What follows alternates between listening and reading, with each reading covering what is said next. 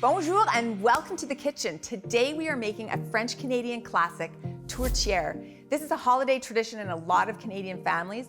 It brings comfort and deliciousness with every bite. I'm super excited to show you my version, so let's get cooking. The first thing we're gonna do is saute some onions. You can see that I've got some onions cooking here already. They take about 5 minutes, so I wanted to give them a bit of a head start. The important thing is that the onions are cut very, very small. You don't want to bite into a huge chunk of onion when you're eating your tourtière. So the onions have sauteed for about 5 minutes, and now we're going to add a stalk of celery, also cut very small. This is not a traditional ingredient, but it's something that I like to add because I feel like it ups the flavor just slightly. So we're gonna let that saute for a couple of minutes just to soften it. And then I wanna talk about all the spices. So tourtière traditionally has some kind of sweet spices, some kind of the same spicing that you would put with sausage. Everybody has their own version. This is mine. I like to add quite a few different spices. So we're gonna add some sage. This is dried sage leaves. I like to get whole leaves and then crush them up with my fingers. This helps really release the aroma of that delicious sage. When you have it fresh like that, it's more aromatic and herbaceous instead of kind of dirt tasting, you know, like ground sage. And then same thing, I've got some whole leaf thyme and I'm gonna just crush that up as well. So I have a teaspoon of dried thyme, half a teaspoon of dried sage. The other thing I want to talk about is nutmeg. The thing that's critical is it tastes a lot better if you grate your own. So you can go and get whole nutmeg from any grocery store, and then you just get a little microplane or even just a box grater, and then you're gonna grate it up. I already have some grated, but I just wanted to show you how easy it is. It's so light and fluffy and grates really easily, and the aroma is incredible. I use freshly grated nutmeg whenever I need nutmeg. It doesn't even taste or smell like the same spice when you buy it pre-ground. So for this, we just need a 1/4 teaspoon. And I already have a bunch of other spices in here as well. So I have a 1/4 teaspoon of ground ginger, a 1/4 teaspoon of mustard powder, 1/8 of a teaspoon of cinnamon, and then just a pinch each of allspice and clove. The other thing I have is a 1.5 teaspoons of freshly ground black pepper. Now that our celery is nicely softened, we're gonna add our garlic to that. So we've got 4 cloves of minced garlic. Then we're gonna add our thyme and our sage, our black pepper, and all of those other spices I talked about. Okay, now we're gonna stir that up and we are gonna smell that delicious aroma. This instantly brings me to Christmas Eve. Okay, we're gonna let that bloom for about 30 seconds and we're gonna measure out some stock. Now you can just use water for this. It does add an extra depth of flavor to have some stock. You can use chicken stock or beef stock. I'm just using chicken stock. So 3/4 of a cup. And you will hang on to this because we might need to add more as it's cooking. So let's stir this again and just give a smell. You know it's ready to add the stock and the garlic doesn't smell raw anymore and the spices are just really aromatic. Now we're gonna add our 3/4 of a cup of stock and we're gonna stir that. Now we have to get the meat. So let me just grab that out of the fridge. Okay, so for the meat, you can use a mixture of any type of ground meat that you like. I have a pound of ground beef and a pound of ground pork. I've heard of people using veal, wild game, turkey, whatever you like, but this is a meat pie. So we are going to put this pork and beef into here. So we're gonna break this up and add some salt to that. So you can start with about 2 teaspoons of salt. I often add 2.5 teaspoons, but it depends a bit on if I've added stock. So stock does have quite a bit of salt in it, so I'm gonna just start with 2 teaspoons, and if I need to add more salt later, I can. So it's usually a good rule of thumb to have at least 1 teaspoon of salt per pound of meat. Okay. So the other thing is, in the early stages of cooking, you really wanna break the meat up into small pieces. Then it cooks more evenly and it absorbs flavors from all those spices more evenly. So we're gonna keep cooking this for 5 to 10 minutes and then we will check back in. Okay, this has been cooking for about 5 to 6 minutes. You can see how the meat is fully cooked, but it's still not ready. Ideally, you wanna simmer this gently for another 30 minutes at least. This helps really tenderize the meat, meld all the flavors, and gives you the best tourtière possible. And what you would do after that 40-minute period is put some grated potato in. So I'll just show you that quickly. I've got some potato here in the fridge. So this is one time when I'm gonna get really specific about the type of potato. You wanna be using a russet potato. It's very starchy and very fluffy, and it helps thicken the tourtière filling. I'm gonna get a grater and a plate. So you just need to grate this on the large holes of a box grater. Just like that. You're gonna grate the whole potato and put it in after the 30-minute mark. Oh, and the other thing I should say is You want this potato to be about 300 grams, so not a super large russet potato, kind of a medium to small potato. All right, let me get the filling and show you what it looks like after it's cooked for the requisite amount of time. So here we go. This is filling. It's been chilling in the fridge for a few hours. So you definitely want to make this a day ahead or at least in the morning before you bake it. You need to have this filling at least room temperature or cold because you cannot put a warm filling into a raw pie crust. When we come back to the kitchen, I'm going to show you how to make my famous pastry. But stick around. After the break, we're on the road. Cooking on the Road is brought to you by Whisk Victoria, the small but mighty kitchen gadget store for every home chef.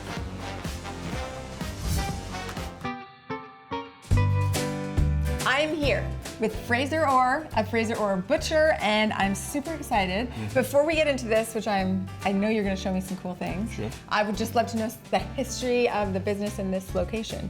Well, this location's been here we're going into our 9th year. Yeah. But prior to that, I started butchering when I was 12, down the road there in Brentwood Bay with my mum and dad, my brother and my sister. Okay. That shop closed and my wife and I got this shop opened up in 2017. Okay. Yeah. Everything starts in this room and then goes into the back kitchen and then gets processed into pies, sausage rolls. Fresh meat obviously goes into the fresh meat case. Okay. And you use all local meats? Beef comes from Alberta. We get local pork, we get local lamb, we get local chicken. Okay. So what were you going to show me with this side of pork? I was going to cut this up for you. Okay. So what we're going to do is we're going to make a pulled pork. This is the shoulder. So we'll get back to that in a minute, and we're going to just cut this leg off of here. It's so smooth. All right, so there's your leg. There's your leg. This is your pork loin here. That's your double loin pork chops. That's got your tenderloin in it. These are your rib pork chops, and these are your country style spare ribs. Right. That's your belly. That's your back rib right in there. Yeah. And that's your side rib right in there, otherwise known as spare ribs. Right? I am watching a master at work here. I've been at it a while now. Yeah, since you were 12. All right. So only 20 years, right? 59 this year, 59. Still going strong. Yeah, apparently. Oh, Right? yeah. Then you get the shoulder blade out right there. Yeah. Knife's lost its edge. We'll put a wee edge on the knife.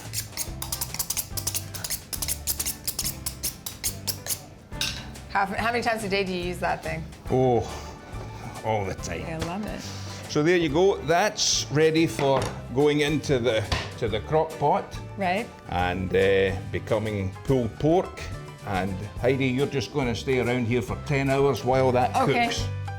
We're going to send you through to the kitchen now. Okay. Laurie's going to assemble a pulled pork sandwich for you. I am very excited. Thank you so Okay. much for the demo. This was incredible. Aye, thanks very much for coming.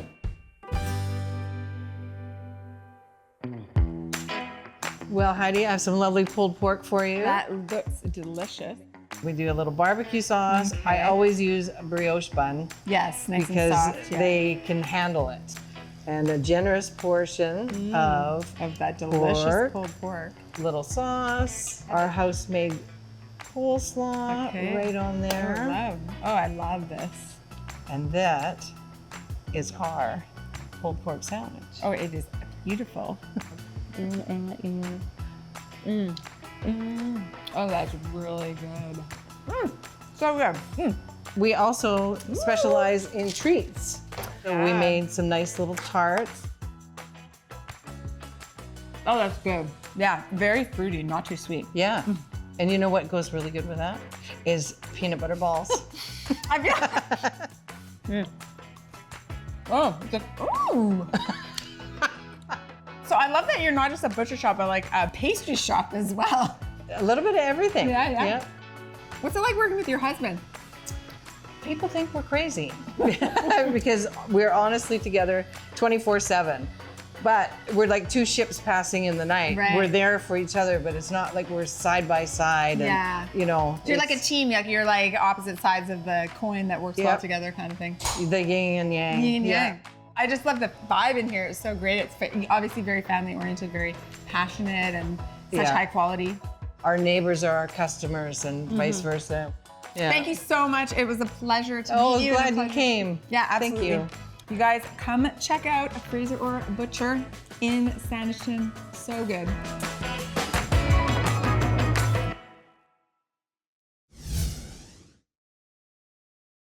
Cooking on the Coast is brought to you by Country Grocer with 11 convenient locations across Vancouver Island and Salt Spring. Welcome back. We are making a French-Canadian classic, tourtière. It smells amazing in here. I've already made the filling. Now I'm going to show you how to make a delicious pastry. So I've right here got the flour and the filling ready to go, but I just want to talk very quickly about a cranberry chutney I'm making to go with this dish. This is a cranberry apple chutney, very quick to make. The recipe will be on the website. If you don't want to use that, you can use gravy, ketchup, cranberry sauce, or even maple syrup if you want to serve with your tourtière. For now, I'm just going to turn this off. It's already cooked. Let that cool slightly, and now we're going to make our pastry. So for this pastry, I've got 2.5 cups of all-purpose flour and a teaspoon of salt. I'm just going to whisk that together. And then for this pastry, I like to use 2 types of fat. I like to use butter and lard. So let me get those out of the fridge. So if you don't want to use lard, you can use butter. But I would really encourage you to go to a local butcher shop in your town and find pork leaf lard, because almost every butcher will make their own, and it makes a superior pastry with a rich, savory flavor. It pairs excellently with a meat pie like this. So I like to make pastry in a food processor because you get more consistent results. But you can also do this by hand, and I will have instructions for both on the website. So first you start by putting your 1/2 cup of butter, which I've already pre-cut into cubes. And notice how I took it out of the fridge. That's really important. The fat should always be very cold when you're making pastry. That's what makes it nice and flaky. So I'm gonna pulse this and try to chop up the butter into smaller pieces. Okay, now we're gonna put the lard in. So if you're wondering why I start with the butter and don't put both the lard and butter in at the same time, it's because butter is a firmer fat. It's actually much more highly saturated than lard. Lard is only about 40% saturated fat, and butter is more like 60 to 80. But lard still gives pastry an undefinable and delicious quality, so I like to use it. But you can see how, even though it's from the fridge, this is already a softer fat. So you don't wanna be spending too much time processing it, or it's gonna make pieces that are too small. Pieces that are too small will affect the flakiness. Okay, so now we're gonna take that out and put it back into our bowl. This is not entirely finished. We have the fat cut into smaller pieces like that, and we're gonna finish it by hand.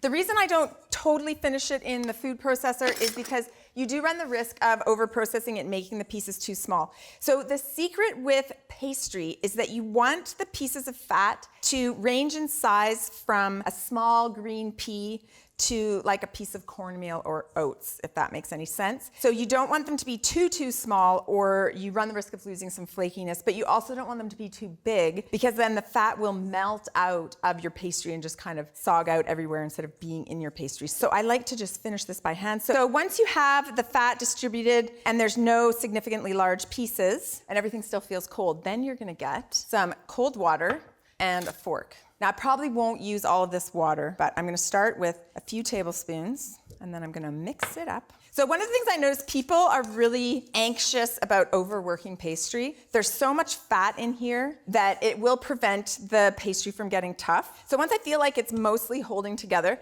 you see how it's still a bit dry and crumbly? That is a good sign. Especially I can feel that this part is kind of damp, because if you add too much water, it can get a little too much. So you can just kind of work it. You can see it's already kind of flaky and nice like this. Okay, so once it's more or less together, I'm gonna cut this in half. And we are gonna make 2 discs out of this, okay? 2 kind of like hockey puck shapes. There we go.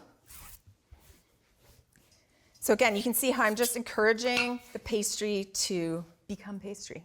Now, ideally what you would do is you would wrap this pastry and put it in the fridge for about half an hour, but you can also roll it out right away. So that's the other thing that I find happens for people is when they're making pastry, they really struggle like when the pastry is cold with rolling it out. So I often get people to roll it out partially and then put it in the fridge for a little bit and then finish rolling it out. The other thing when you're rolling out pastry is you always want to roll from the center to the edge, and you want to keep going even circles. and you want to flip it over from time to time. Okay, I'm going to set that aside just for a second and just start rolling this one. So one of these is going to be the top and one of these is going to be the bottom. So I just let these rest for about 5 minutes just to give the gluten a chance to relax. And I'm rolling it out. So this is going to be the bottom crust. So you don't want to roll this too big. It just needs to be slightly bigger than your pie pan. And one way I get it in the pie pan is I fold it into quarters like that. And then I put the point of the quarter in the center of the pie pan and unfold it. So that is a trick that people often like. When you're putting pastry in a pie pan, you want to give it a lot of slack. That's because when pastry bakes, it likes to shrink. So you don't want to already have it stretched really taut or it's going to shrink and then you're going to have filling leaking out and stuff. Okay, so that's our bottom and it's okay. As long as you just have enough covering the edge of the pie pan, you've got enough. Now I'm just going to roll out the top just a little bit more. Now ideally you want the top to be a bit thicker than the bottom because the top pastry is what's going to be really crusty and flaky. All right, it's okay that there's a little hole in there because we have to cut vents anyways. So what I'm going to do, actually, I'm going to fill this pie first. Let's just move this over. We're going to fold this into quarters as well and put it in the pie that way. You can just move it over. This is our lovely cold tourtière filling.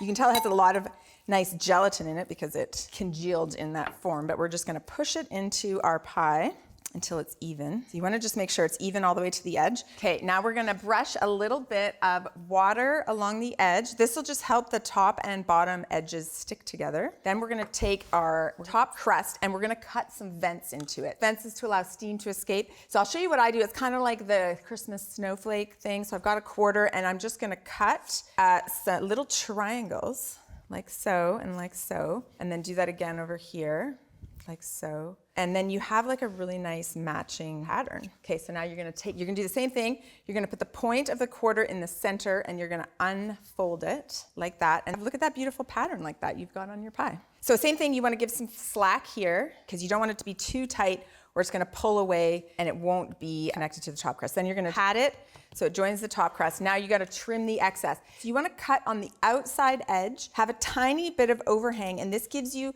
some extra pastry to make some nice fluting, but you can just do it with a fork. The fluting serves two purposes. One is it connects the top and bottom crust together. The other thing is that it's decorative. Okay, so I'm just trimming all the way around. So the very simplest type of fluting would be to just put the tines of a fork all the way around.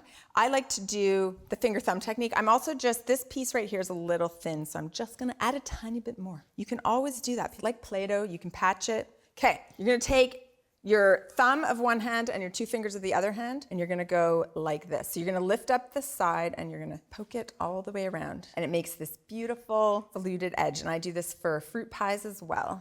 Pie making is very satisfying. There we go, and it always works out. Look at that. And this little pastry, I'm gonna save this and make some cinnamon twists, which I will show you how to do on social media. Now, the last thing you wanna do is brush this with an egg wash, okay? This is just a beaten egg mixed with a tiny bit of water, and we're gonna brush a thin layer of that all over the surface so that it makes a beautiful, shiny glaze. So you wanna get this as even as possible and as thin as possible. One of the mistakes I see people make with egg wash is they leave thick globs of it everywhere, and that tends to burn. And just make sure you touch it lightly on the edge as well. All right, there we go. Look at this beautiful tourtière. So now we're gonna take this, put it in a 425-degree oven for 15 minutes. Then we're gonna turn it down to 375 for another half an hour.